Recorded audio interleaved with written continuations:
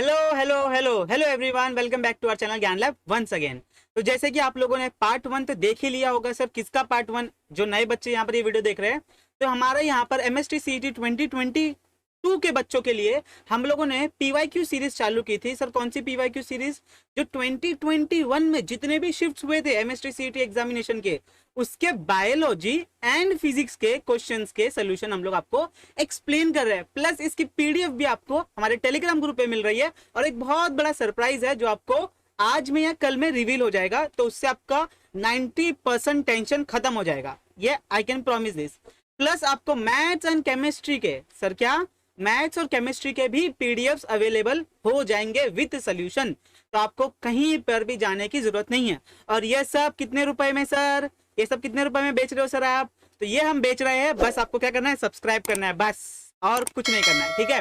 तो चलिए फटाफट वीडियो को शुरुआत करते हैं। अगर आप लोगों ने पार्ट वन वाली वीडियो नहीं देखी तो जाके पार्ट वन वाली वीडियो देखो, उसमें कितना स्कोर आया वो कमेंट करके बताओ। और ये वाली वीडियो खत्म होने के बाद भी बताना कि सर मुझे 50 में से कितना आया, पार्ट वन में इतना आया, पार्ट टू में इतना आया। तो क्या सर मेरा स्कोर अच्छा है, नहीं है, इंप्रूव हो सकता है, नहीं हो सकता है, हम लोग डिस्कस करेंगे कमेंट सेक्शन में। तो चलो फटाफट शुरुआत करते हैं वीडियो को। तो क्या क्या करना है आपको, वीडियो को लाइक कर देना है, शेयर कर देना, जितने भी व्हाट्सएप ग्रुप है, जितने भी फ्रेंड है, सबके साथ शेयर कर दो। ऐसे नहीं है कि सर अगर मैंने उसके साथ शेयर कर दिया तो उसका मार्क्स ज्यादा आ जाएगा, ऐसे नहीं करना, ठीक है। सबका भला करो, आपका भी भला होगा, ठीक है। चलो आगे चलते हैं। तो फटाफट 25 क्वेश्चन हम लोग समाप्त करते हैं। तो पहला क्वेश्चन आपके स्क्रीन पे ये रहा, बहुत इजी क्वेश्चन है सर। क्या दिया है? In the hydrogen spectrum the series of lines obtain in the ultraviolet region of the spectrum is. अभी हाइड्रोजन स्पेक्ट्रम याद आ रहा है, ड्यूअल नेचर में हम लोग ने पढ़ा था। ये ऐसे ऐसे ऐसे बहुत सारी लाइन हुआ करती थी, कुछ लाइन ऐसे नीचे आती थी, ठीक है, जिसमें हम लोग ने Lyman series, Balmer series, Paschen series, Brackett series, Pfund series, इतने सारे सीरीज पढ़े थे, याद आ रहा है कुछ? उसमें से अल्ट्रावायलेट रेंज में कौन सी सीरीज आती है? तो ये मैंने आपके लेक्चर में ही बताया था, बच्चे लोगों को याद है तो बहुत बढ़िया, नहीं है याद तो भैया ये इंफॉर्मेटिव क्वेश्चन है, ये फैक्ट वाला क्वेश्चन है, ये है तो है, इसमें कोई कैलकुलेशन नहीं है, कुछ नहीं है। तो डायरेक्ट इसका आंसर टिक करोगे, आगे बढ़ोगे। तो इसका आंसर है आपका लाइमैन सीरीज। कैसे सर, कैसे कैसे बता दो। ये देखो यहाँ पर मैं लेके आ गया हूँ। लाइमैन सीरीज किस में लाई करती है? वो है यूवी रेस में लाई करती है। बेलमर सीरीज विजिबल लाइट में लाई करती है। Paschen series, Brackett series, Pfund series infrared में लाई करती है। अभी इंफ्रारेड में भी हमारे पास दो तरीके के होते हैं, एक फार इंफ्रारेड और एक नियर इंफ्रारेड। तो वो मुझे कमेंट करके बताना कि कौन से इसमें आता है। थोड़ा सा तुम लोग भी गूगल यूज करो, थोड़ा सा तुम भी थोड़ा सा स्टडी करो इसके बारे में, समझ में आएगा। तो इसका डायग्राम का फोटो ले लो, उसको याद कर लो, कहीं पे लिख लो कि लाइमैन सीरीज कहाँ पर लाई करता है। यूवी रीजन में लाई करता है। बाल्मर किस में लाई करता है? विजिबल में। पैशन किस में लाई करता है? इंफ्रारेड में। ब्रैकेट इंफ्रारेड में। पीफंड इंफ्रारेड में। एक फार में करता है, एक नियर में करता है, याद रखना। यस, नेक्स्ट क्वेश्चन की तरफ चलते हैं। नेक्स्ट क्वेश्चन है, ओ माय गॉड बहुत बड़ा क्वेश्चन है, चलो ट्राई करते हैं। A solid sphere of mass m, okay, radius r, rotating about its diameter, solid cylinder of same mass, same radius is also rotating about its geometrical axis with the angular speed twice that of the angular speed क्या है? twice है किसके? Spare के comparison में। the ratio of the kinetic energy of the rotation pair of the cylinder will be। अच्छा, तो यहाँ पर आपको रेशियो बताना है काइनेटिक एनर्जीज के, ठीक है। किसका किसका चाहिए? Kinetic energy of sphere, kinetic energy of sphere divided by kinetic energy of cylinder. ये रेशियो आपको ढूंढ के देना है। तो सबसे पहली बात, ये रोटेशनल डायनामिक्स का क्वेश्चन है। तो रोटेशनल डायनामिक्स में आपको याद है काइनेटिक एनर्जी का फॉर्मूला क्या हुआ करता था? Half I omega square. अब यहाँ पर इंफॉर्मेशन दी है कि जो सिलेंडर है उसकी एंगुलर स्पीड क्या है? ट्वाइस है। तो यही डेटा हम लोग यूज करेंगे। प्लस आपको याद होना चाहिए यहाँ पर ये आई क्या है? मोमेंट ऑफ इनर्शिया है। तो सॉलिड का मोमेंट ऑफ इनर्शिया कितना होता है? स्पेयर, सॉलिड स्पेयर का। और फिर सिलेंडर, सॉलिड सिलेंडर का क्या होता है? अगर वो याद है बस डिवाइड कर दो, कहानी खत्म। तो आंसर बताओ क्या आएगा? आंसर आएगा आपका ऑप्शन नंबर बी। यस, कैसे आएगा सर? ये रहा सोल्यूशन। तो क्या किया? काइनेटिक एनर्जी ऑफ स्पेयर लिखा, ओके सर। इसमें हमें मोमेंट ऑफ इनर्शिया डाला, ओके सर, बहुत बढ़िया सर। तो ये हमारे पास एक इक्वेशन आ गया। सेकंड में क्या आ गया? काइनेटिक एनर्जी ऑफ सिलेंडर, बहुत बढ़िया सर, यही फॉर्मूला डाला। लेकिन इसमें हमें ये इन्फॉर्मेशन दी थी कि जो ओमेगा था किसका? स्पेयर का, वो कितना होगा? वो होगा ट्वाइस। सिलेंडर के लिए क्या आ जाएगा? Twice of this omega. Omega of cylinder is twice of omega of sphere. तो ये हमें इन्फॉर्मेशन यहाँ पर देखो लिख के दिए है, ट्वाइस ट्वाइस यहाँ पर। और क्या बोला गया? ये moment of inertia of cylinder कितना होता है सर? हाफ mr स्क्वायर होता है। इसलिए आपको आपके टेक्स्ट बुक में येलो कलर का बॉक्स दिया है, पूरा टेबल दिया है, वो सब कुछ याद रखना है। यस, दोनों मिल गए थे, डिवाइड करोगे तो आपको आंसर बहुत ही प्यार से मिल जाएगा, सब कुछ कट हो जाएगा, सब कुछ। ठीक है, चलो आगे चलते हैं नेक्स्ट क्वेश्चन की तरफ। नेक्स्ट क्वेश्चन मुझे देख के लग रहा है कि वोल्ट मीटर के ऊपर है। चलो ठीक है। क्या बोला है सर क्वेश्चन? गैलोनोमीटर है जिसका रेजिस्टेंस है G, converted into voltmeter. Okay, मतलब अपने को गैलोनोमीटर को कन्वर्ट करना है वोल्ट मीटर में। याद आ रहा है, ये इसका डायग्राम है, ये जी है, ये एक्स है, यहाँ से आई जी आएगा तो हमारे पास इक्वेशन क्या जाता है, v is equals to I G into X plus I G into G. तो यहाँ से हम लोग फॉर्मूला बना सकते हैं। Okay okay okay okay. Resistance कितना दिया है, 700।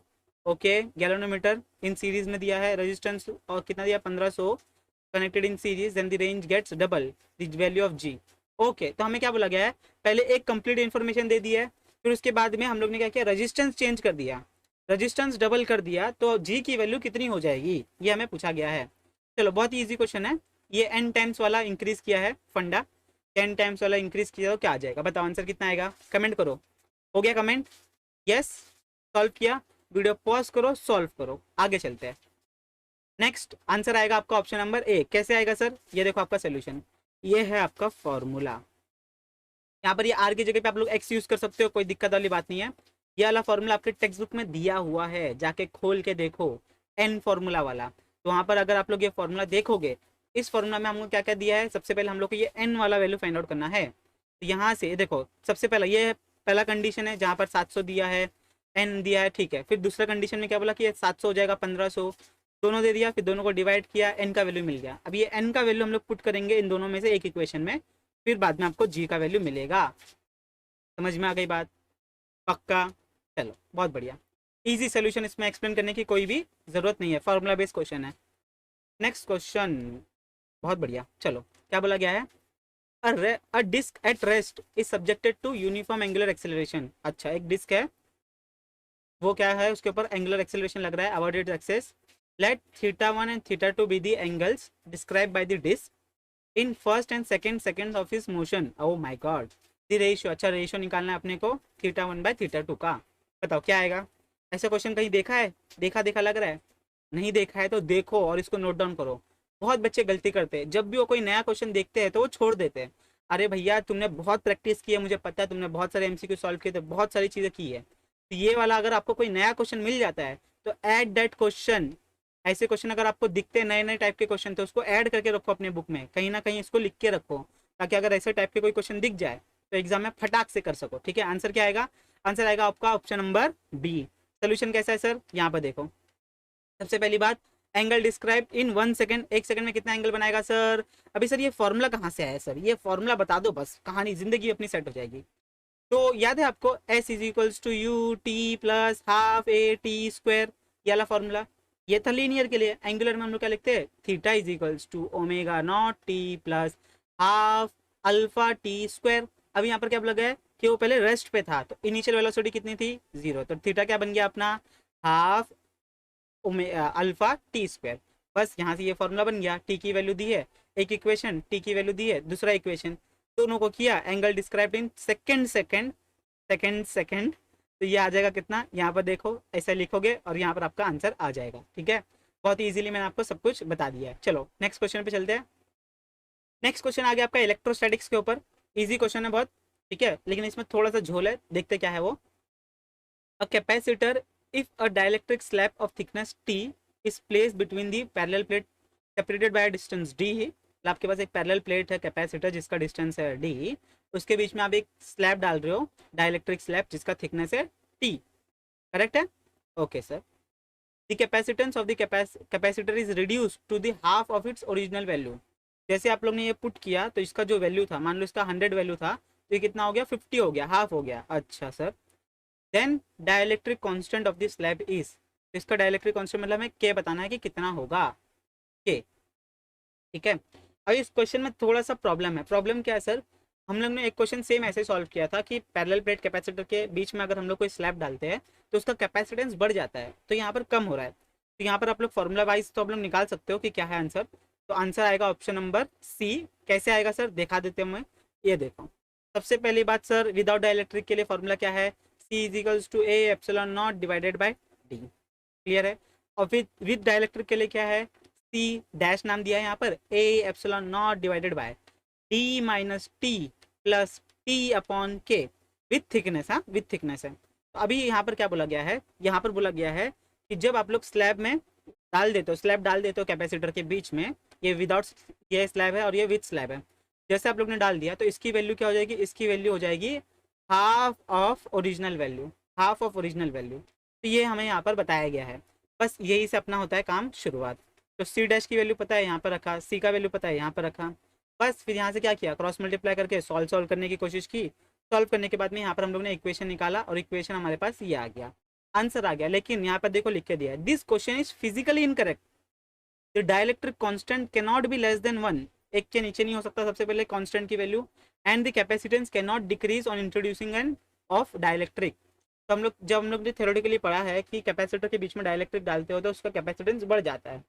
तो आंसर वाइज तो तुम लोग सी टिक करके आओगे, लेकिन यहाँ पर ये सोल्यूशन आपको देख के सब कुछ इजीली एक्सप्लेन करके दिया है, ठीक है। तो ये बात अपने दिमाग में कहीं ना कहीं फिक्स रखना। चलो next question. O my God, बहुत बड़ा क्वेश्चन दिख रहा है। ऐसे क्वेश्चन जिसने, ये क्वेश्चन किसका है, एनर्जी लेवल वाला है, मतलब डुअल नेचर वाला है। जिसने भी डुअल नेचर के पीवाईक्यूज किए उसको ये क्वेश्चन आराम से आएगा। कैसे सर बता दो। Energy levels A B C of certain atom corresponding to increasing in value of E A, E B and E C. तो वैल्यूज क्या हो रहा है, इंक्रीज हो रहा है रिस्पेक्टिवली। मतलब ई सी की वैल्यू क्या है, ज़्यादा है कंपेयर टू ई बी, और ई बी की वैल्यू ज़्यादा है ई ए से, मतलब ई ए की वैल्यू सबसे कम है। If lambda one lambda two lambda are the radiation corresponding to the transition C to B, B to A, C to A respectively, which of the following relation is correct. अभी ये question है ना, आपको सीधा सीधा कैसे पूछ सकते हैं पता है, डायग्राम की मदद से ही पूछ सकता है। मतलब ऐसे डायग्राम बना के दे देंगे, ऐसे ऐसे A B C, और बोलेंगे कि यहाँ पर, यहाँ से यहाँ C से A, C से B ना, C से B, अच्छा उल्टा निकाल दिया डायग्राम, चलो उल्टा निकाल लेते हैं। यहाँ पर आ जाता है A B C, तो C से B आ रहा है तो कुछ लैम्बडा निकलेगा, यहाँ पर कुछ एनर्जी निकलेगी। फिर बाद में क्या बोला गया है, B से A, ओके, और फिर C से A। इस फॉर्म में भी आपको ये क्वेश्चन पूछा जा सकता है। तो यहाँ पर आपको सिर्फ क्या लगाना है, आपको यहाँ पर लगाना है Bohr's third postulate. Third postulate क्या बोलता है कि अगर दो एनर्जी लेवल्स के डिफरेंस होता है, कि यहाँ पर सी ए सी ई सी माइनस ई बी हो रहा है, तो जो बची हुई एनर्जी वो किसके फॉर्म में निकलती है, रेडिएशन के फॉर्म में निकलती है, फोटॉन्स के फॉर्म में निकलती है। और फोटोन के पास कितनी एनर्जी होती है, एच टाइम्स ऑफ न्यू, ऐसी कुछ एनर्जी होती है। याद आ रहा है कुछ, याद आ रहा है, याद आ रहा है, याद आ रहा है, याद आ रहा है, नहीं आ रहा है, छोड़ो फिर। तो आप लोग डायरेक्ट यहाँ पर सोल्यूशन देख लो। तो यहाँ पर इसका सोल्यूशन बहुत इजी है, इसका आंसर आएगा ऑप्शन नंबर सी। यस, सी आएगा। कैसे आया सर बता दो थोड़ा सा। तो ये रहा आपके पास सोल्यूशन। तो हमें बोला गया है पहले कंडीशन के लिए, अभी यहाँ पर मैंने न्यू लिखा था, एच न्यू, तो न्यू को हम लोग लिख सकते हैं सी बाय लैम्बडा, क्योंकि ये फ्रीक्वेंसी है और ये वेवलेंथ है, दोनों क्या होते हैं, इनवर्सली प्रोपोर्शनल होते हैं। अभी इतना तो आपको आता ही है, मैं ये कंसिडर कर रहा हूँ। तो ये इक्वेशन नंबर 1 बन जाएगा, इक्वेशन नंबर 2 बन जाएगा। बस यहाँ पर डालो कहानी, ऐड कर दो, यहाँ पर सब्ट्रैक्ट करो, जो भी करना है करो, एडिंग करके देखा, क्रॉस मल्टीप्लाई किया, बस सारी चीज़ें कैंसिल कैंसिल कैंसिल, ये पैरेलल मिल गया, आंसर टिक किया। आज के बाद से अगर ये क्वेश्चन आता है तो क्या आप ये सब करोगे, नहीं करोगे। आप लोग क्या करोगे, सीधा टिक किया, आगे बढ़े। अरे सर कॉन्फिडेंस है, पता है यही आंसर होगा, चलो टिक करके आगे बढ़ते हैं। नेक्स्ट कहानी चलते हैं। नेक्स्ट कहानी आपके सामने ये रही। ओके, क्या बोला गया है, स्टेशनरी वेव है, 4 नोड्स बना रही है along 120 centimetre length of the string, the wavelength of the wave is, मतलब हमें वेवलेंथ निकालना है लैम्बडा कितना होगा। 4 नोड बना रहा है। नोड कहाँ बनता है, एंटी नोड कहाँ बनता है, नोड जहाँ के पार्टिकल ना ही ऊपर जाते ना ही नीचे जाते, बराबर। एंटी नोड मैक्सिमम पॉइंट पे बनता है, मतलब एक, कितना नोड बन रहा है, 4, 1 2 3 4। हमारे पास स्टेशनरी वेव है, ऐसा कुछ बनता होगा। इसकी लेंथ कितनी बोली गई है, 120 सेंटीमीटर बोली गई है। तो एक लैम्बडा कितना बनेगा बताइए। ये टोटल कितना होता है सर, ये टोटल होता है लैम्बडा। तो आंसर अभी तक आ गया होगा। यस, आंसर है ऑप्शन नंबर डी। कैसे सर, कैसे कैसे कैसे, ये रहा आपके सामने सोल्यूशन। ये देखो सेम डायग्राम मैंने बनाया था, node node node node node. देखो डिस्टेंस बिटवीन सक्सेसिव नोड कितना होता है, एक तो इसका क्या है, ये 40, ये 40, ये 40, टोटल मिला के 120 हो रहा है। लेकिन which is equal to lambda by 2, आपको रिलेशन बताना चाहिए। बस क्रॉस मल्टीप्लाई करो, आंसर आ गया। Easy question, within 30 seconds ये सॉल्व होता है। यस, नेक्स्ट क्वेश्चन आपके सामने ये रहा। यस, बहुत ईजी क्वेश्चन है, EMI का क्वेश्चन दे दिया है। क्या बोला है sir, the magnetic flux line of this many weavers, मतलब हमें फाई दे दिया है। Okay sir, was passing through a coil of n number of turns, 100 turns. Okay sir, अरे n लिखना है, टर्न्स, ये टर्न्स हो गया, ठीक है। If the EMF induce in the coil is, EMF कितना इंड्यूस हो रहा है, 1.5 वोल्ट, द टाइम इंटरवल, अच्छा टाइम इंटरवल निकालना है, बहुत इजी क्वेश्चन है, इसको आप लोग इजीली कर सकते हो। कौन सा फॉर्मूला लगाना है, फैराडाइज का फर्स्ट और सेकंड लॉ यूज करना है आपको। E is equals to minus n d y by d t d phi by d t, ये वाली कहानी हमें यूज करनी है। तो यहाँ पे हमें टाइम फाइंड आउट करना है, क्या करना है, टाइम फाइंड आउट करना है। यहाँ पर एन भी दिया है, डी फाई भी दिया है, टी फाइंड आउट करना है, ई भी दिया है। तो सोल्यूशन कैसे आएगा सर, आंसर बताओ जल्दी। आंसर आएगा आपका ऑप्शन नंबर डी। कैसे सर, ऐसे सर, ये देखो आपका आंसर। सेम फॉर्मूला, ठीक है, सेम हमें मैग्नीट्यूड फाइंड आउट करना है। तो यहाँ पर हम लोग ने डेल टी को कर दिया साइड में, बचा हमारे पास एन की वैल्यू दी है, फाई की वैल्यू दी है, मतलब फ्लक्स की वैल्यू दी है, ई की वैल्यू दी है, प्लस क्रॉस मल्टीप्लाई करो तो यहाँ से आप लोग सॉल्व कर लोगे। बहुत ही प्यारा क्वेश्चन था और आपका आंसर आ जाएगा, ठीक है। चलिए नेक्स्ट क्वेश्चन की तरफ चलते हैं। नेक्स्ट क्वेश्चन आपके सामने ये रहा। ओ माय गॉड, चलो देखते हैं।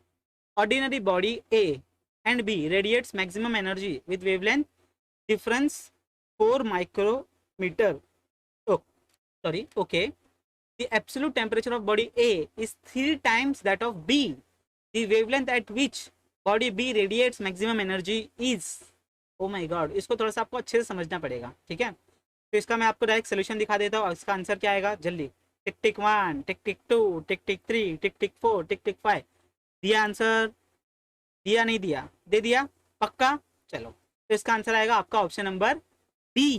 कैसा सर, यहाँ पर देखो, तो यहाँ पर सबसे पहले कहानी हमें ये दी है कि टेम्परेचर ऑफ ए क्या है, कितना है वो, 3 times of temperature of B है।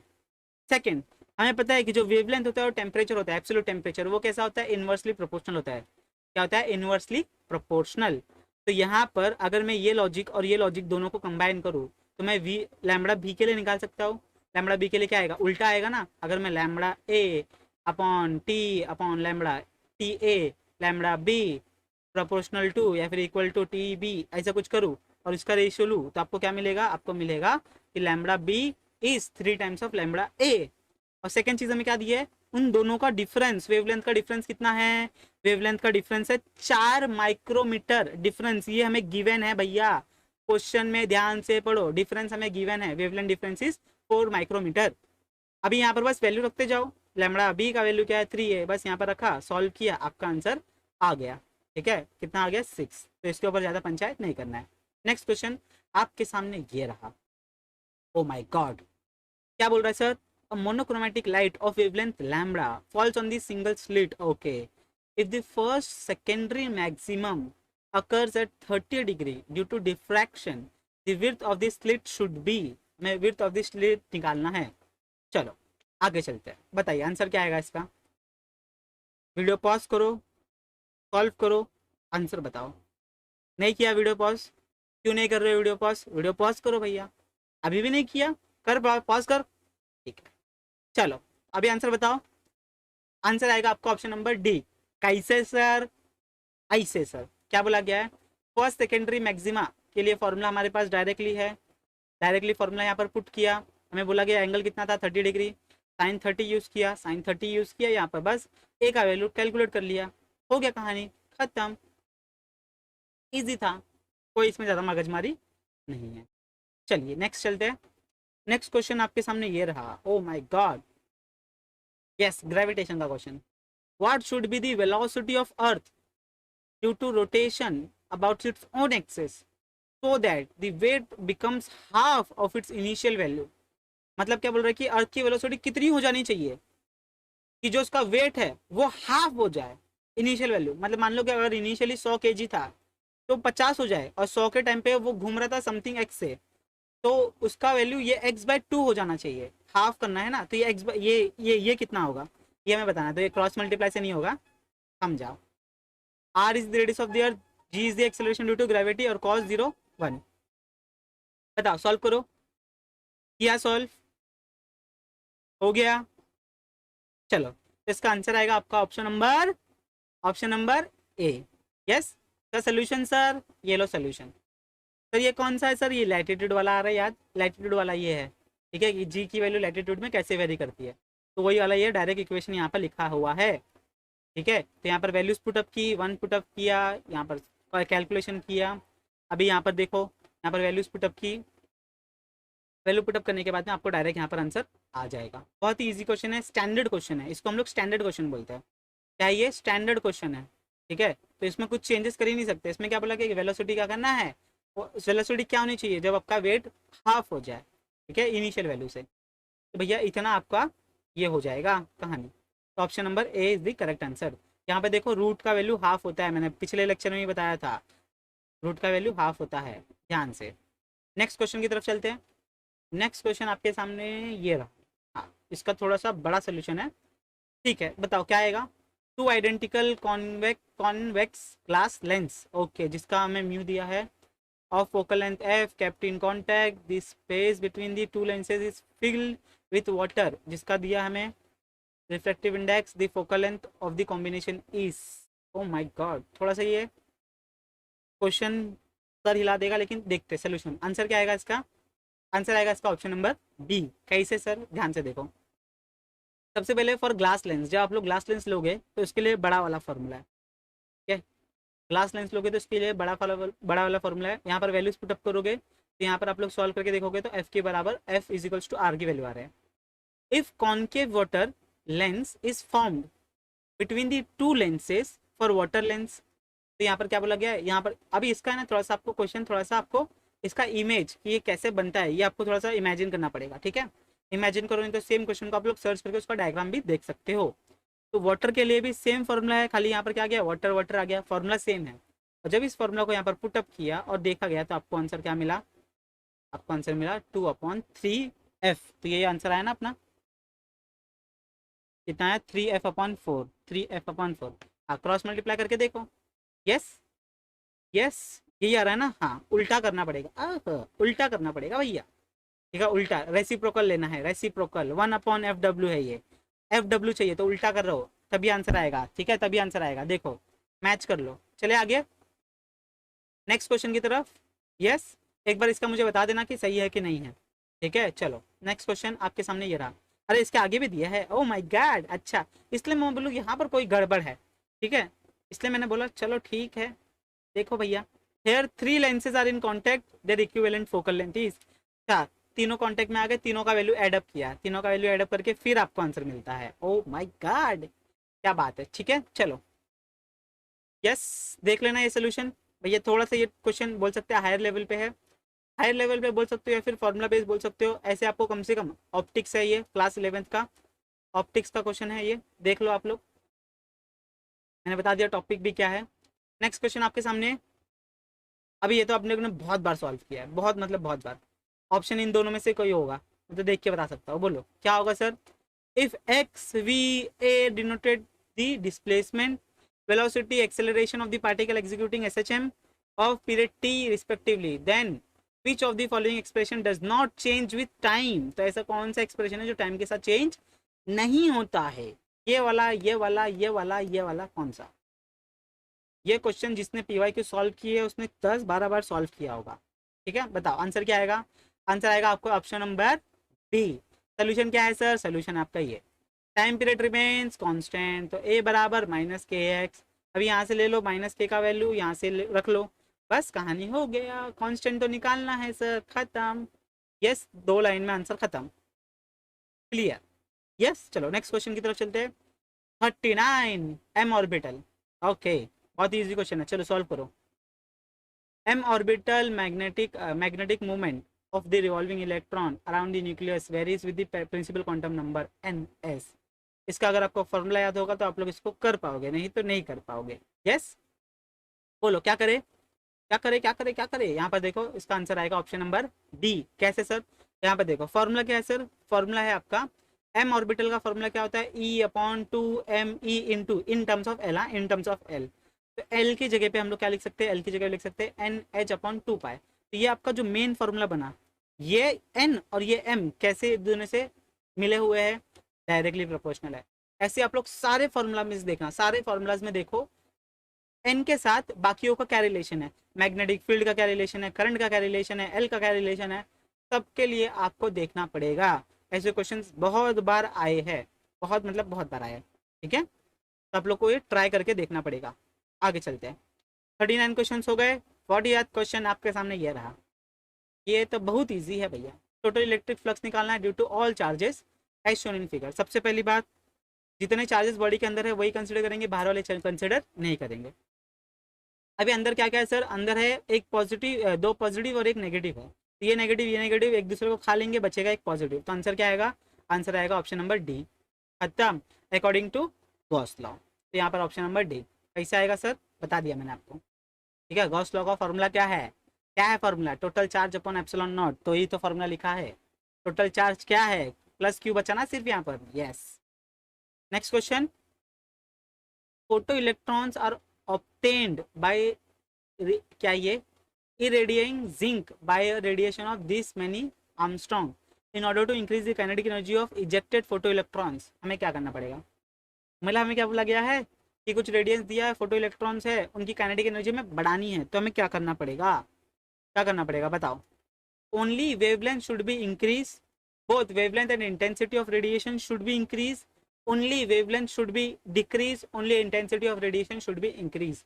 तो ये आपको याद रखना है, फोटो इलेक्ट्रिक इफेक्ट वाला है कि अगर एक बार ये कंडीशन वेरीफाई होती है, थ्रेशोल्ड फ्रीक्वेंसी के ऊपर लाइट की फ्रीक्वेंसी है, तो इसमें से इलेक्ट्रॉन्स निकलेंगे। फिर इंटेंसिटी से फर्क नहीं पड़ेगा, किससे फर्क पड़ेगा सर, तो वो फर्क पड़ेगा सिर्फ और सिर्फ वेवलेंथ से। जैसे आप लोग वेवलेंथ घटाओगे वैसे क्या हो जाएगा, more number of, in order to increase more number of kinetic energy of electric ejected photo electrons. तो फोटो इलेक्ट्रॉन्स क्या हो जाएंगे, एनर्जी बढ़ जाएगी उनकी। ठीक है, कब, जब उनकी वेवलेंथ डिक्रीज होगी। ये थोड़ा सा आप लोग, जब हम लोगों ने क्या बोलते हैं फोटो इलेक्ट्रिक इफेक्ट पढ़ा था, तो उसमें 9 पॉइंट पढ़े थे हम लोगों ने, 9 अलग अलग पॉइंट पढ़े थे। तो उसी में से ये एक पॉइंट है, याद रखना। चलिए आगे चलते हैं, नेक्स्ट क्वेश्चन। यहाँ पर देखो लिखे हुए दे दिया है, the energy of photo electrons does not change with the intensity of light but depends upon the wavelength and increase as wavelength decreases. बहुत ही अच्छा से। सेमीकंडक्टर का question, BJT transistor doping is, ये तो बहुत ही इजी क्वेश्चन है। बीजेटी मतलब बाइपोलर जंक्शन ट्रांजिस्टर, इसका शॉर्ट फॉर्म है बीजेटी। ठीक है, अभी बीजेटी ट्रांजिस्टर कैसे बनता है, ट्रांजिस्टर बनता है N type, P type, N type मिला के। मतलब पहले अपन ने डायोड पढ़ा था जो सिर्फ एन और पी मिला के बनता है, लेकिन ट्रांजिस्टर कैसे बनता है, जब आप लोग ये जो टाइप है P N P, N P N, transistor में 2 टाइप होते हैं, कौन कौन से होते हैं sir, P N P, N P N. तो इसमें से कोई भी एक टाइप ले लो। तो उसमें से बोला गया है कि ये आपका होता है एमीटर, ये होता है आपका बेस, ये होता है आपका कलेक्टर। ठीक है, तो इसमें से डोपिंग, एमीटर की डोपिंग कैसे होनी चाहिए, बेस की डोपिंग कैसे होनी चाहिए और कलेक्टर की डोपिंग कैसे होनी चाहिए। अगर इस डायग्राम को मैं एकदम प्रिसाइज बनाऊँ तो आपको याद होगा कि यहाँ पर इसका एरिया थोड़ा सा कम होता है, बेस का एरिया, और कलेक्टर का एरिया बहुत ज़्यादा होता है। इसकी डोपिंग बहुत हाई होती है, हैवी डोपिंग होती है, इसकी डोपिंग बहुत लाइट होती है, ये बेस है, लाइट डोपिंग होती है, और इसकी डोपिंग मॉडरेट होती है। तो ये कहीं पे लिख लो, बेस की डोपिंग क्या होती है, लाइट डोपिंग होती है, बहुत ही छोटा एरिया होता है, इसका मॉडरेट एरिया होता है, लेकिन डोपिंग कैसी होती है, बहुत हैवी डोपिंग होती है। इसका एरिया बहुत ज़्यादा होता है ताकि हीट अच्छे से डेसिपिएट हो पाए, लेकिन इसका मॉडरेट लेवल क्या होता है, मॉडरेट होता है, इसका डोपिंग लेवल क्या होता है, मॉडरेट होता है। तो यहाँ पर option number C is the correct answer, heavy in emitter, moderate in collector and light in base. ये आपका आ जाएगा सी ऑप्शन। नेक्स्ट क्वेश्चन पे चलते हैं, 43वां क्वेश्चन, बहुत बढ़िया। A long wire is bend into circular coil one of 1 ton and then into 2 of smaller radius than n tons. अच्छा, if the same current passes in both the cases, the ratio of magnetic field produced at the center of the coil। तो आपको direct ये पता होना चाहिए कि coil के centre में मैग्नेटिक फील्ड कितना होता है। तो ये तो डायरेक्ट फॉर्मुला बेस्ड क्वेश्चन हो गया सर। खाली यहाँ पर आपको थोड़ा सा बात याद रखना है कि जो वायर है उसको बेंड करके कितना टर्न्स में कन्वर्ट किया गया है, बस। तो ये सोल्यूशन बताओ क्या आएगा आंसर इसका, तो इसका आंसर आएगा आपका ऑप्शन नंबर बी। ठीक है, सोल्यूशन क्या है सर, सोल्यूशन आपके सामने ये रहा है। तो आपको पता है कि सेंटर में कितना होता है मैग्नेटिक फील्ड, इतना होता है सेंटर में, डायरेक्ट आपको फॉर्मुला याद होना चाहिए। पहले के लिए एन इज इक्वल्स टू 1 बोला गया है, ओके सर। फिर उसके बाद में क्या बोला गया है, सेम वायर को एन टर्न्स में बनाया गया है, लेकिन उसके स्मॉलर रेडियस में, स्मॉलर रेडियस मतलब इनिशियल से कम वाले रेडियस में बनाया गया है। तो फिर भैया कम कर दिया उसको, जैसे यहाँ पर ये वैल्यूज पुटअप की तो आपके लिए एक और फॉर्मूला बन गया, और फिर b1/b2 किया, b1/b2, तो आपको यहाँ पर रेशियो मिल जाएगा। बातें समझ में आई, यस आया ना, बोलो। बहुत ही इजी सोल्यूशन है, कोई भी दिमाग लगाने की जरूरत नहीं है। यहाँ पर अपने को सब कुछ लिख के दिया है, आपको पहला लाइन क्वेश्चन का बहुत अच्छे से पढ़ना है बस। 44वां क्वेश्चन। अच्छा सर, दो मोनोक्रोमेटिक सोर्स ऑफ लाइट है ए बी जिसकी वेवलेंथ है इतनी इतनी respectively are used simultaneously to produce interference band on the screen. Interference reflection वाला क्वेश्चन है। Which order of the fringe in the two interference pattern will coincide. कौन सा coincide करेगा, कौन सा करेगा सर बताओ। तो इसका आंसर आएगा, वीडियो को पॉज करो बताओ। जिन्होंने बता दिया वेरी गुड, जिन्होंने नहीं बताया option number D is the correct option. Yes, कैसे सर, ये हमारे पास फॉर्मूला आ गया डायरेक्ट ब्राइट फ्रिंज का, nth ब्राइट बैंड का फॉर्मूला आ गया हमारे पास। Since D and D are constant, sir ये डी और डी क्या है, एक डी है डिस्टेंस बिटवीन स्लिट्स और दूसरा डी है सॉरी स्क्रीन एंड स्लिट, और दूसरा डिस्टेंस है जो होल्स है ना उनके बीच का डी। ठीक है, याद आ रहा है, कुछ डायग्राम इमेजिन कर पा रहे हो। तो उस हिसाब से हमारे पास अगर ये दोनों कांस्टेंट है तो ये हमारे पास इक्वेशन आ जाता है, और ये इक्वेशन है, बस वैल्यूज दी है, बस इक्वेशन डालो, खत्म कहानी। 8:10, बहुत ही ईजी क्वेश्चन दिया है, ये सोल्यूशन आप लोग याद रखने की कोशिश करना। चलते आगे नेक्स्ट क्वेश्चन की तरफ। नेक्स्ट क्वेश्चन आपके सामने ये रहा 45 question. Two conducting wire loops are concentric and lies in the same plane. एक वायर, दो वायर, ओके, एक कॉन्सेंट्रिक मतलब एक के अंदर एक है। The current in the outer loop is clockwise, यहाँ पर करंट है clockwise, and increasing with time, और कैसे बढ़ते आ रहा है। The induce current in inner loop is, और अंदर इसकी वजह से अंदर क्या बनेगा। तो यहाँ पर आप लोग basic right hand thumb rule लगा सकते हो। देखो क्लॉकवाइज ऐसा जा रहा है, इसको मैंने ऐसे लगाया तो यहाँ पर अंदर की तरफ जा रही है फील्ड, और यहाँ पर बाहर आ रही है। यहाँ पर अंदर जा रही है फील्ड, क्या आएगा बताओ, ये अंदर की तरफ है, अंदर की तरफ है मतलब हमारे पास करंट कैसे आएगा बताओ, क्लॉक एंटी क्लॉकवाइज। देखो जीरो तो नहीं होगा, इन direction which depends on the ratio of the loop, नहीं ये भी नहीं आएगा। क्लॉक या एंटी क्लॉकवाइज आएगा, कुछ तो आएगा, शायद आएगा, बताओ क्या आएगा। इसका आंसर है आपका ऑप्शन नंबर बी। अगर ये क्लॉकवाइज है तो ये क्या हो जाएगा, एंटी क्लॉकवाइज डायरेक्शन में हो जाएगा। कैसे सर, कैसे कैसे कैसे, अरे बाहर वाली लूप देखो ना, आपको क्या करना पड़ेगा, अंदर की तरफ करंट निकालना है, क्योंकि बाहर की तरफ से आपको करंट ऐसे आ रहा है अंदर की तरफ। आप लोग अंदर की तरफ देखोगे, आप लोग यूज कर सकते हो right hand palm rule also, right hand palm rule also use कर सकते हो आप लोग, वो भी उससे तो फोर्स निकालेंगे। तो right hand thumb rule use करो, आपकी कहानी बहुत ईजी हो जाएगी, बहुत ईजी। इसको इमेजिन, क्वेश्चन पढ़ के फिर से इमेजिन करने की कोशिश करो। एक लूप, इसमें से करंट ऐसा जा रहा है, ठीक है, क्लॉकवाइज जा रहा है, फिर एक और अंदर छोटी सी लूप है, इस करंट की वजह से क्लॉकवाइज जा रहा है, तो इसकी वजह से हमारे पास क्या बन रहा है, अंदर की तरफ मैग्नेटिक फील्ड बन रहा है। मतलब छोटे वाली लूप में क्या है, एक्स एक्स एक्सेस आ रहा है, एक्स एक्स के ऊपर ये मैग्नेटिक फील्ड है, तो इसके अंदर करंट कैसे फ्लो करेगा, एंटी क्लॉकवाइज फ्लो करेगा। यस, इमेजिन करो। देखो यहाँ पर लिख के भी दे दिया है, आप लोग ये पढ़ सकते हो। आगे नेक्स्ट क्वेश्चन की तरफ चलते हैं। A bob of simple pendulum has mass m oscillating with amplitude a. The length of the pendulum is L. The maximum tension in the string. अच्छा, टेंशन फाइंड आउट करना है। मीडियम लेवल का question है, answer क्या आएगा बताओ। बहुत लोगों ने ये सॉल्व किया होगा, तो इसका आंसर आएगा option number D is the correct option. कैसे सर, ये रहा आपका सोल्यूशन। मैक्सिमम टेंशन कितना होता है स्ट्रिंग में, मीन पोजीशन पे इतना होता है। यस, फिर इसके बाद में वेलोसिटी कितनी है, मीन पोजीशन पे इतनी होती है। उसके बाद में सिंपल पेंडुलम का टाइम पीरियड कैसे कैलकुलेट करते हो, 2π√L/g। एंगुलर फ्रीक्वेंसी निकाल लो यहाँ से, एंगुलर वेलोसिटी, सॉरी फ्रीक्वेंसी नहीं वेलोसिटी। यस, इसको खाली उल्टा करना है, क्रॉस मल्टीप्लाई कर लो, ये 2 अपन आ जाएगा, बस इसी की मदद से हम लोग ये निकाल सकते हैं। फिर इसके बाद में हमें यही ओमेगा यहाँ पर पुट करना है तो v आ जाएगा, और इसी v को हमें यहाँ पर पुट करना है तो आपका t आ जाएगा। समझा क्या क्या किया। सबसे पहले आपको ये इक्वेशन आना चाहिए, उसके बाद में ये तो फॉर्मूला बाय डिफॉल्ट आपको याद है, ये वाला और ये वाला। इसकी मदद से ओमेगा निकालेंगे हम लोग, फिर इस ओमेगा की मदद से वी निकालेंगे, और उस वी की मदद से हम लोग टेंशन का फॉर्मूला निकाल लेंगे। चलो आगे चलते हैं, यहाँ पर देखो सब कुछ दिया है। नेक्स्ट क्वेश्चन आपके सामने ये रहा, ओके 47th क्वेश्चन। ये वाला थोड़ा सा दिमाग लगाते हैं अपन। Light string passes over a smooth light pulley and connected two masses m1 and m2. m2 is greater than m1 vertically at two ends. If the acceleration of the system is 1/6 meter per second square, the ratio of masses. अभी ये question थोड़ा सा समझने का है। देखो क्या बोला गया, हमारे पास एक पुली है, ठीक है, और लाइट स्ट्रिंग मतलब कि जो धागा लिया है, स्ट्रिंग है, वो इनएक्सटेंसिबल है, ठीक है, लाइट है वेट में, और इनके बीच में हमारे पास क्या लगा है, मासेस लगाया है, और क्या कंडीशन दिया गया है कि मास 2 इज ग्रेटर देन मास 1। तो इसको मान लेते हैं कि ये m1 है, इसको क्या मान लेते हैं, ये m1 है, ये क्या है, ये है m2, ठीक है, ये कंडीशन हमें दी गई है।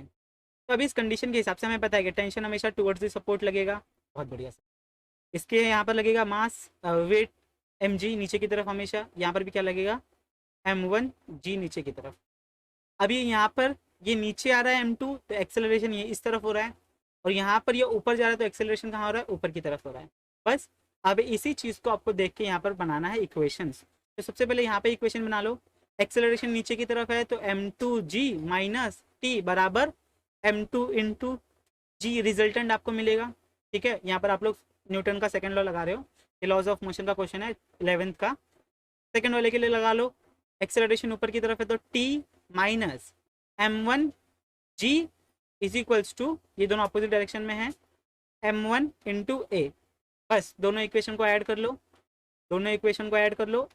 एडिंग बोथ द इक्वेशन आपको क्या मिलेगा, जब ऐड कर लोगे तो यहाँ पर m2g, ये t से t मर जाएगा, ये नेगेटिव है ये पॉजिटिव होगा, minus m1g is equals to, यहाँ पर मैं डायरेक्ट लिख दूँ m1 प्लस m2 का a कॉमन निकाल के डायरेक्ट, यहाँ पर भी आप लोग लिख सकते थे। तो हमें मिल क्या जाएगा, a is equals to common निकाल लो g, तो यहाँ पर g आ जाएगा m2 minus m1 divided by m1 plus m2। कैसे किया सर, यहाँ पर देखो इसमें से m2 minus m1 into G is equals to m1 plus m2 a, तो a इज इक्वल्स टू क्या हो जाएगा, ये नीचे जाएगा m2 minus m1 divided by m1 plus m2 into G, ये ऐसा फॉर्मूला बन जाएगा। और यही फॉर्मूला मैंने डायरेक्ट लिख दिया, आपको बना के दे दिया। बहुत बढ़िया सर, आई होप आपको दिख रहा है। अभी देखो यहाँ पर ये आपको फॉर्मूला मिल गया। अभी यहाँ पर क्या बोला गया है कि जो एक्सेलरेशन है सिस्टम का वो कितना है 1/6 है।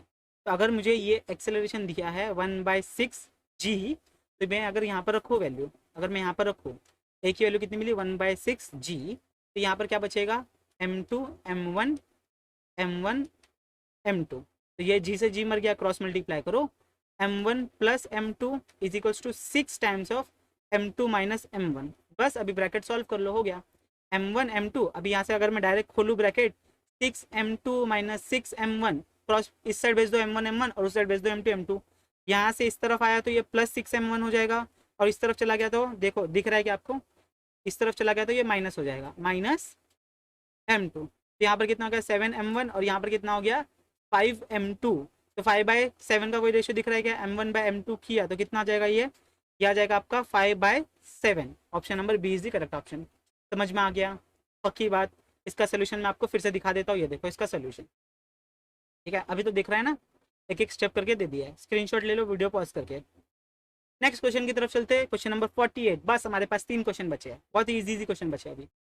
Photo electric threshold wavelength for silver is this, what is the energy of the electrons ejected from the surface of silver by incident of photon of wavelength lambda, where lambda is less than lambda naught. Okay, h is equals to Planck's constant, c is equals to speed of light, velocity of light, जो भी है। बहुत ही easy question है। कैसे sir, सबसे पहले इसका आंसर क्या आएगा, इसका आंसर आएगा ऑप्शन नंबर बी, पहले क्वेश्चन। सोल्यूशन क्या है सर, इसका सोल्यूशन है ये, बहुत ईजी क्वेश्चन है। ये इक्वेशन याद है, ये इक्वेशन आप लोग टोटल आता है एनर्जी, और टोटल एनर्जी 2 पार्ट्स में यूटिलाइज हो जाता है, एक वर्क डन में, वर्क फंक्शन जिसको आप लोग बोलते हैं, और सेकंड काइनेटिक एनर्जी में। अभी मुझे काइनेटिक एनर्जी चाहिए तो मैं क्या करूँगा, इसको एज इट इज रखते हैं यहाँ पर इसको, और यहाँ पर इसको ले लेते हैं, work function minus energy. Yes, यही करते हो, बस कहानी खत्म। ठीक है, इसको इस साइड भेज दो, नहीं तो ई माइनस 5, ई का वैल्यू क्या होता है एच न्यू, और इसका कितना होता है एच न्यू नॉट। बस यहाँ पर एच न्यू नॉट की वैल्यू रखो, एच सी बाहर आ जाएगा, और आपका सोल्यूशन बहुत ही इजीली आपको दे दिया है सर, है। यस, इजी है, नॉर्मल क्वेश्चन। चलो नेक्स्ट क्वेश्चन की तरफ चलते हैं। coil has resistance, inductive reactance, frequency if the AC source of the 200 volt, 100 volt, 100 frequency across connected to coil, current in the coil is। Easy question है, चलो solve करो। R का value दिया है R XL inductive reactance, frequency source का हमें voltage दे दिया है, उसकी फ्रीक्वेंसी दे दी है, करंट कितना है वो बताना है। कैसे करोगे सर सॉल्व, सबसे पहले आंसर क्या है, आंसर आएगा ऑप्शन नंबर डी। कैसे आएगा, ये रहा सोल्यूशन। आर दिया है, XL दिया है, जेड निकाल लिया, जेड निकाला, यहाँ पर देखो आर के लिए रखी, जेड के लिए रखी, आपको ये वॉल्यूम ये मिल गया फॉर्मूला। करंट का फॉर्मूला क्या है, करंट इज इक्वल्स टू क्या आ जाएगा sir, voltage upon time. Time क्या होता है सर? ये यहाँ पर प्रिंटिंग मिस्टेक है, यहाँ पर क्या आएगा जेड। इम्पिडेंस का फॉर्मूला देखो, इम्पिडेंस और रेजिस्टेंस में डिफरेंस क्या है सर? इम्पिडेंस और रेजिस्टेंस में डिफरेंस क्या है? रेजिस्टेंस अपने यहाँ पर डीसी सर्किट में आता है, और इम्पिडेंस, इम्पिडेंस जब रेजिस्टेंस, इंडक्टर, कैपेसिटर सब एक साथ कनेक्टेड होते हैं तो जो अपोजिशन करंट को मिलता है वो क्या होता है? वो होता है जेड, इम्पिडेंस। और नॉर्मल रेजिस्टेंस क्या होता है? नॉर्मल ये रेजिस्टेंस जो फ्लो ऑफ करंट को रेजिस्ट करता है। समझ में आ गई बात? यस। चलो, तो यहाँ पर ये आपका आंसर आ जाएगा। नेक्स्ट क्वेश्चन की तरफ चलते हैं, last question for the day. Okay, फिर से रोटेशनल डायनामिक्स का question. A wheel of moment of inertia दिया है, आई दे दिया है, rotating about the axis passing through the centre and perpendicular to the plane. Speed दे दिया है, due to friction it comes to the rest in 5 minutes. The angular momentum of the wheel 3 minutes before it stop rotating is. Okay, चलो बताओ क्या करना है। बहुत easy question है, थोड़ा सा लेंदी है, लेकिन देख लो आंसर क्या आएगा, कमेंट करके बताओ जल्दी। आंसर आएगा आपको ऑप्शन नंबर सी। कैसे सर? ये देखो, मोमेंट ऑफ इनर्शिया दिया है, स्पीड दिया है, टाइम 5 मिनट बोला तो सेकंड्स में इतना हो गया। पहले अल्फा निकाल लिया आप लोगों ने, अल्फा निकाल, ऐसे सम अपन ने किए हैं, टेक्स्ट बुक में सॉल्व क्वेश्चन है। फिर ओमेगा यहाँ पर लगा दिया, बेसिक अपना इक्वेशन, लॉज ऑफ ये equation of motion, equation of motion लगाया तो यहाँ से हमें वैल्यूज मिल गई, बस कहानी खत्म। एल का फॉर्मूला क्या है? L is equals to I times of omega. बस और क्या चाहिए सर लाइफ में? समझ में आ गई बात? यस। थोड़ा सा लंबा है लेकिन आप लोग इसको इजीली सॉल्व कर सकते हो। चले आगे। यस, चलो सर आगे। नेक्स्ट, नेक्स्ट क्या सर? खत्म। तो आपके 25 क्वेश्चंस यहाँ पर समाप्त होते हैं। अभी आपको क्या करना है सर? पार्ट 1 का कितना एमसीक्यू करेक्ट था, पार्ट 2 का कितना एमसीक्यू करेक्ट था, टोटल 50 में से कितना है आपको बताना है। कहाँ रॉन्ग हुए, कहाँ राइट हुए, कैसे इंप्रूव करोगे, जहां जहां रॉन्ग हुए उस कॉन्सेप्ट को फिर से पढ़ोगे, उसके क्वेश्चन फिर से सॉल्व करोगे, और नेक्स्ट वीडियो में उसको अप्लाई करोगे, नेक्स्ट सेशन में उसको सॉल्व करने की कोशिश करोगे। आई होप सो आपको ये वीडियो हेल्पफुल रही होगी। हेल्पफुल रही होगी तो वीडियो को लाइक कर देना, चैनल पे नहीं तो चैनल को सब्सक्राइब कर दो। हमारा टारगेट है 100 के सब्सक्राइबर्स, बहुत ही जल्दी। आपका प्यार होगा तो बहुत जल्दी हो भी जाएगा। अगर अभी तक आप लोगों ने एनसीईआरटी वाली चैनल हमारी सब्सक्राइब नहीं की है, जहां पर अंजलि मैम आपको नीट की बायोलॉजी पढ़ा रही है, एनसीईआरटी पढ़ा रही है, प्लस नीट के पीवाईक्यूज करवा रही है, ठीक है, बहुत सारे सेशंस, ऑलमोस्ट 100 वीडियोस अवेलेबल है, जाके वहां पर देखो और अपनी नीट की प्रिपरेशन रेडी रखो। और अगर आपको ये पीडीएफ चाहिए तो आप लोग क्या करोगे, इस पीडीएफ का अपलोड आपको मिल जाएगी ज्ञान लैब एपी वाले टेलीग्राम ग्रुप पे। एक ही नाम है, ज्ञान लैब एपी है, जिसमें ऑलमोस्ट 19,000 सब्सक्राइबर है। सब्सक्राइबर मतलब 19,000 मेंबर है। वो वाला ग्रुप आपको ज्वाइन करना है, बस फटाफट ज्वाइन कर दो और वहां से आप लोग अपना पीडीएफ ले सकते हो। केमिस्ट्री का ऑलरेडी मैंने पीडीएफ शेयर कर दिया है, उसका सोल्यूशन भी शेयर कर दिया है। इसका मतलब आपका पीसीबी ये वाला शिफ्ट 25 सितंबर का शिफ्ट 1 कंप्लीट हो चुका है। केमिस्ट्री के क्वेश्चंस 50 के 50 मैंने ऑलरेडी भेज दिए, उसके सोल्यूशन के साथ। बायोलॉजी के 100 क्वेश्चन हो गए, फिजिक्स के 100 क्वेश्चन हो गए, तो आपके यहाँ पर 200 क्वेश्चन हो गए। तो आपके लिए तालियां कि आप लोगों ने 200 क्वेश्चन सॉल्व कर लिया, ठीक है। और बहुत कुछ आने वाला है आपके लिए, ठीक है। चलो, चैनल पे नहीं है तो लाइक कर देना, शेयर कर देना, सब्सक्राइब कर देना, कितनी बार बोलना पड़ता है। Thank you everyone for attending the lecture. मिलते हैं next time. Bye everyone, take care. Continuously without any cut मैंने ये सब कुछ सेशन रिकॉर्ड किया है, तो आगे पीछे हो जाएगा तो देख लेना। चलो मिलते हैं नेक्स्ट टाइम, बाय बाय।